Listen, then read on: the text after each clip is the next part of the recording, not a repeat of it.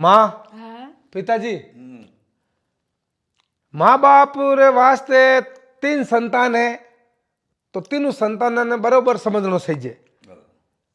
कोई छोटो मोटो नहीं है, 3 संतान है तो तीनों संतान ने माँ बाप बरोबर समझना सही। इन कलयुग में कई माँ बाप हुए एड़ा जो आपरे संतान में भेदभाव करे, किन में ज्यादा मोह रखे। तो मैं भी माँ बापा ने कहूँ कि भाई देखो संतान थोड़ी है, बेटियां थोड़ी है, बेटा थोड़ा है।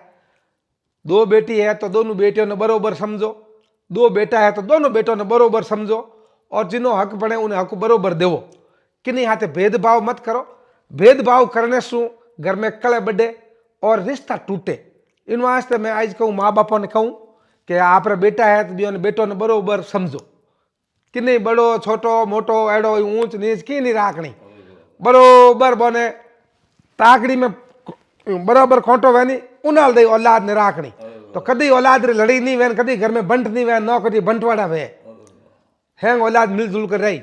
माँ बाप री गलती है तो माँ बाप आपरी गलती सुधारो, भेदभाव मत करो टाबरों में। राम राम से।